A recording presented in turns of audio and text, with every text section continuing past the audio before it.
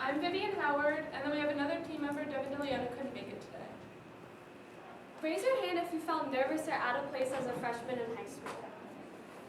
I know I felt the same exact way. I'm a sophomore in high school, and last year my freshman experience was a little different. I was completely online for a majority of my school year, and I had no way of connecting with my peers. This only intensified my feelings of feeling lonely in school. I'm not the only person to feel like this.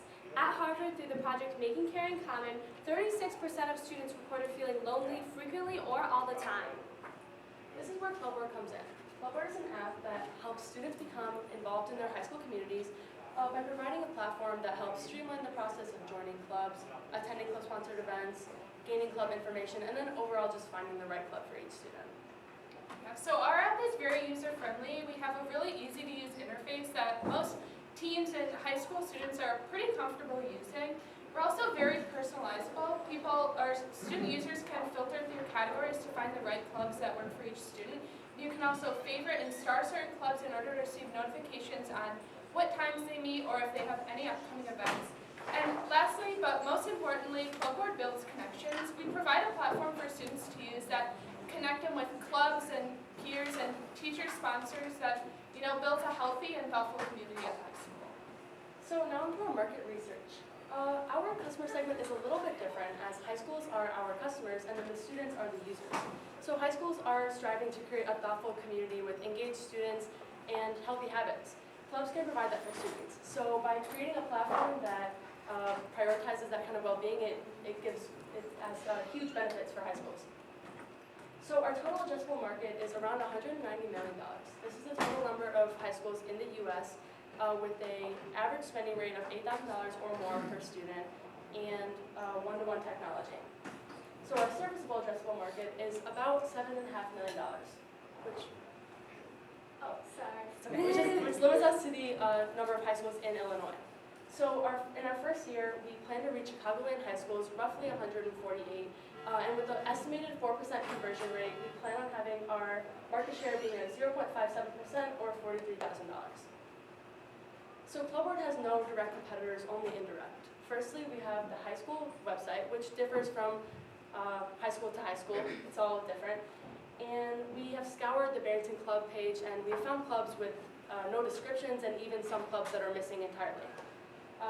Then secondly, we have word of mouth. So students will learn about clubs from their siblings, from their friends, and those tend to be the only clubs that they will join throughout their 4 years of high school, which limits their opportunities to branch out and meet new people and find clubs that may even fit better with their own interests. And now on to marketing. So we have a few marketing tactics we plan on using. Firstly, we plan on sort of implementing direct email, which would be emailing like one administrator at a time, which allows us to hopefully develop some sort of personal connection to the administrator and further a connection for an inevitable purchase. Secondly, would be school publicity. This would come more so in our later years as a product, as if one school purchases something, oftentimes schools are followers and they will want to implement that same technology within their school. We also saw this too with the business incubator program. It grew exponentially, and this would be super beneficial to us, and it's also completely free. And lastly, and most importantly, we plan on attending educational conferences. These are pretty expensive, as we would have to cover a travel cost for banners, flyers, pamphlets, but we would be able to reach a super large audience of about 800 we found, and these are teachers and administrators that are genuinely interested in a product like ours that they would want to implement within their school. Now we'll go on to our financials. Our average price per unit is defined as a 3-year contract with the school. This is around $7,000. We found this by meeting with 3 different high school administrators who told us that a tiered pricing, not only will a tiered pricing strategy be beneficial, but a cost per student and having a 3-year contract will be best because it allows the school to see if it actually benefits their school community. This leaves our cost of goods sold to be $900, which is us uploading initial information to the app. This is covered by a cost plus fee of $1,400, which is also included in our unit price. This leaves our year one revenue to be $37,000, and we actually do not plan on selling the first year because we want to allow a school, preferably Barrington, to use our app for a heavily discounted or free price to see if it brings a benefit, maybe gain some metrics, and then that will help us gain more school publicity. And then our year 5 revenue is $1.5 million. So now onto our MVP testing process.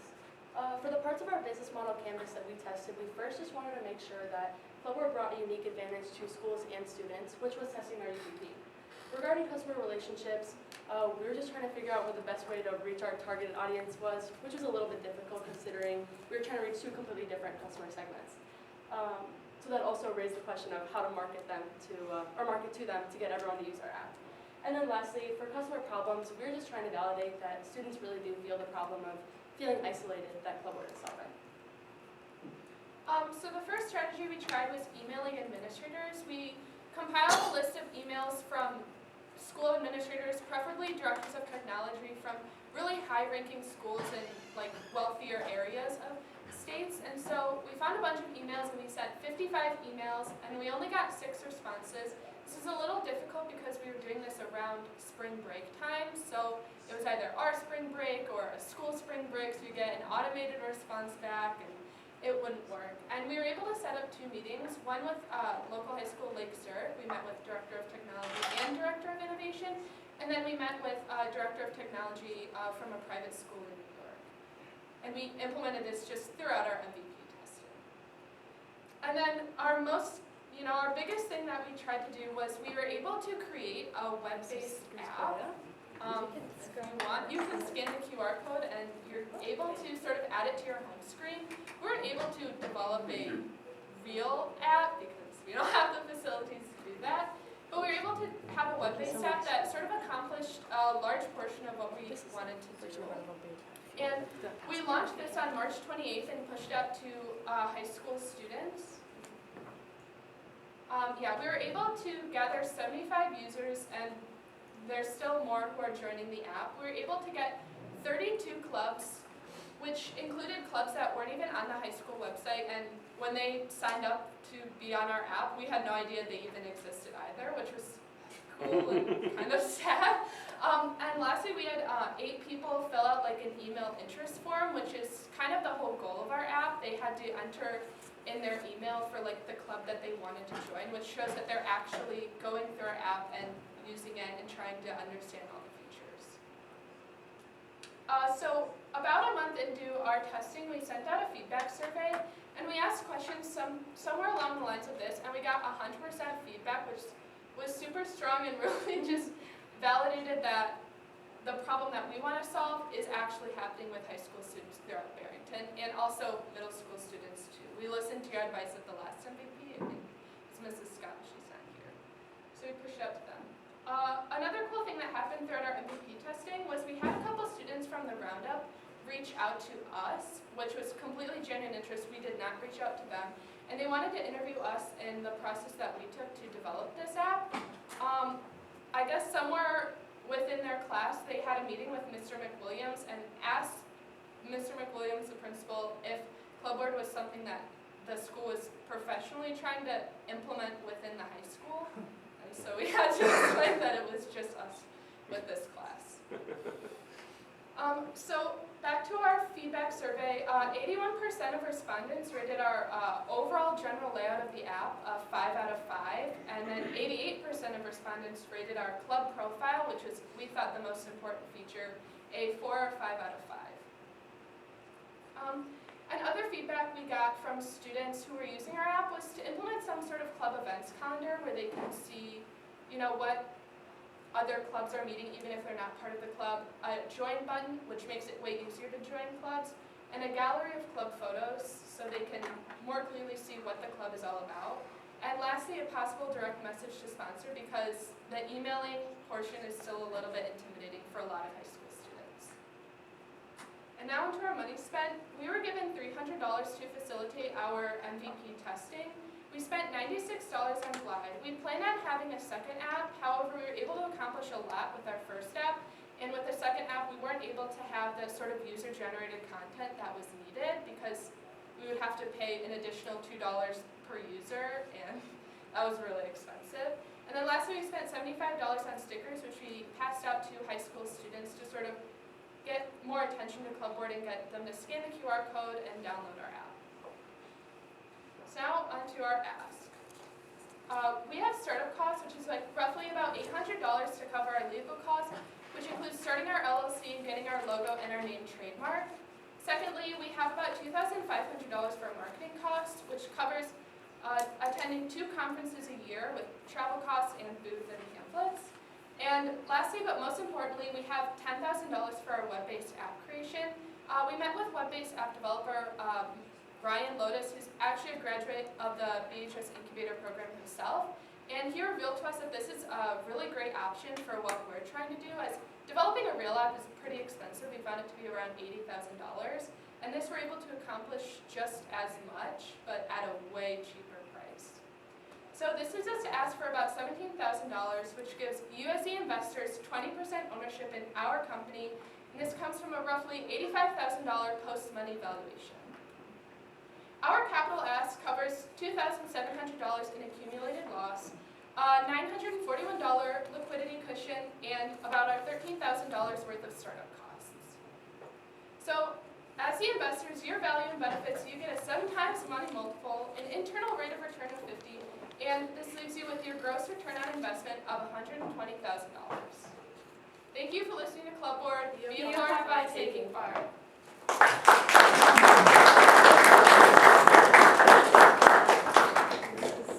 One of Oh, your yeah. phones? This is mine. Do you want to- Just went to sleep. How do the clubs get updated on the app, and how do they get put onto the app? Okay, so for our Glide app, we were able to send out like a Google form that was the uniform Google form that was sent out to all the clubs. So they had to upload like their name, their meeting times, maybe a photo and about. And so from there, that Google form went into a Google Sheet, and that Google Sheet was what the Glide app was connected to. So the data automatically went on the app. I'm sort of in charge of facilitating the Glide app, so I had to make a few changes here and there to the clubs once they inputted their data, but it was almost entirely automatic, which is something that we hope to implement with our real web-based app, because that would be a whole lot easier for schools just to send out a survey for the club sponsors to easily fill out their information. So how many clubs are in Barrington? We really don't know, because we got 32 clubs on our app, but that includes clubs that aren't on the high school website. I think there's about 50 that are on the website, but some of them aren't running. But I'll ask it a different way. How many form requests did you send out?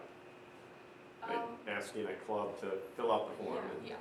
Well, I sent out about 50 on, I just found like Instagram kind of like accounts for each club, ones that have been active recently, and I sent out that uniform Google form to all of them, and then we got those 32 clubs from there, and then also from word of mouth. So I sent it out to about 50. We also emailed club sponsors. How many club sponsors were there? Yeah, the reason I ask is I think it's a really important ratio in Yeah. terms of engagement. How much the club, leader or whomever the sponsor is participated in the program. And if it was 32 out of 50, that's a pretty good conversion Yeah. rate right out of the gate, 65%, and 35% will be followers. But the real question is how many clubs, because 32 over, you need to know the denominator to get that equation. Yeah, we can figure that out.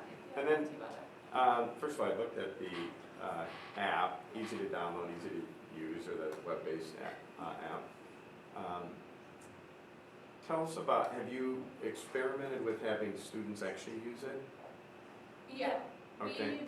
We pushed this app out to BHS students, so that's where we got we found the numbers of 8 students trying to input their email to show interest in a club, and we had a like feature, but that was not working. We had a difficult time getting that to work, but we had students that were trying to like a club, and we've had a couple students favorite the club, so we've seen interactions on the app with real So how many pages. students did you send it out to?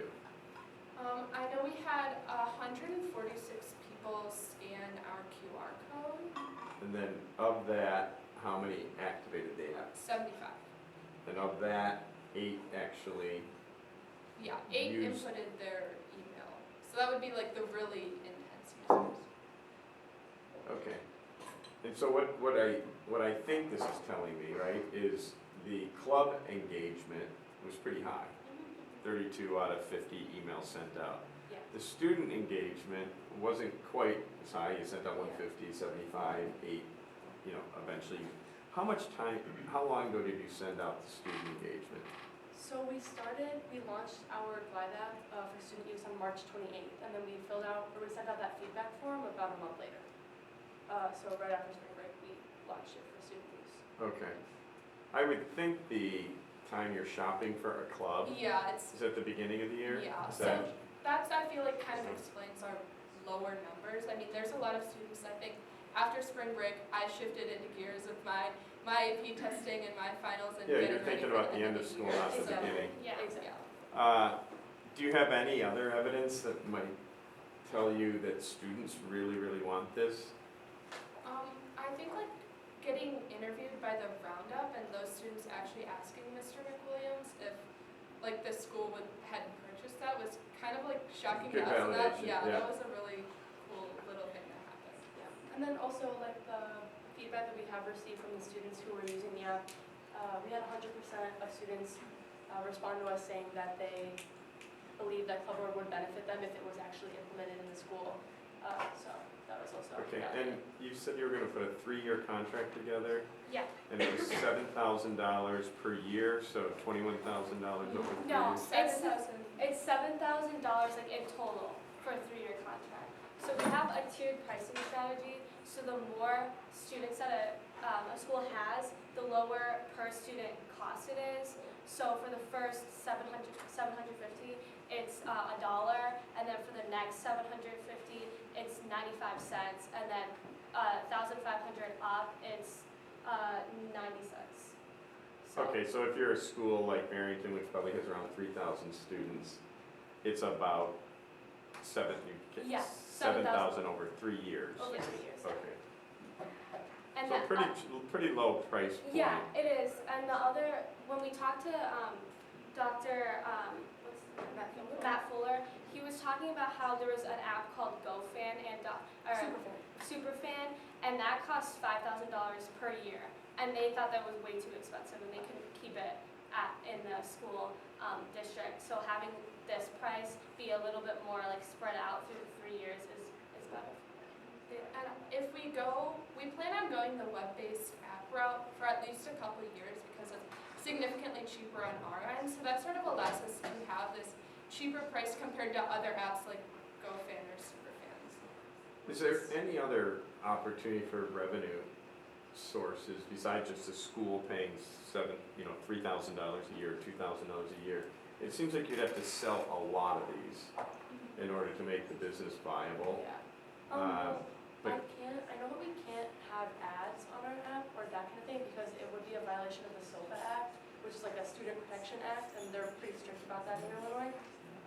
But also, a lot of schools here, at least, if we were to target the districts, such as 211, we would get 6 high schools automatically. So that would be like, instead of having to go after schools individually, one by one, even like with one district, we can get 6 high schools in one deal. Barrington's like a K through 12, but there's a lot of districts that are like just like high schools, which is like 211. It's front Yeah. and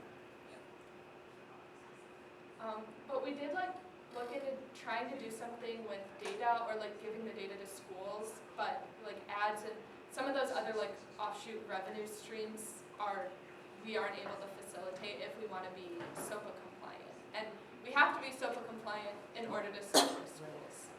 So that's If you think that this could be a nice like mobile web presence for the club itself, right? They can say, oh great, this is where I can direct people for more information.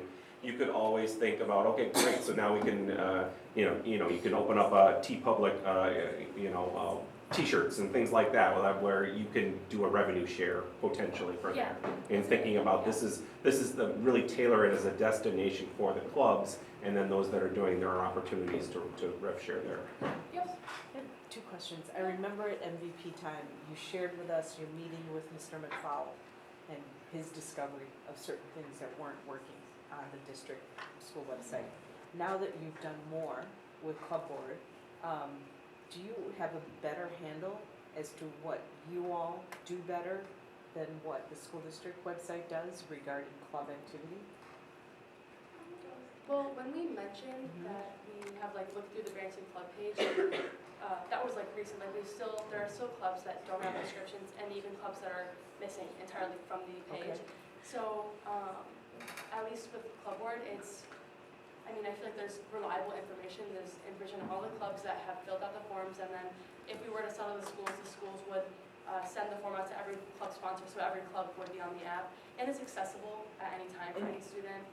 You said it would be more reliable. Is that because you guys are on it in terms of encouraging club leaders to update the information, or is there some Yeah, other? exactly, yeah. All of our information was like up to date as of February 2022. More so whereas- than Exactly. district. And then, Yeah. and if a club sponsor were to want to update something on their, I guess for their club on the webpage, they'd have to go through a series of administrators to email to just to get something like a meeting room changed.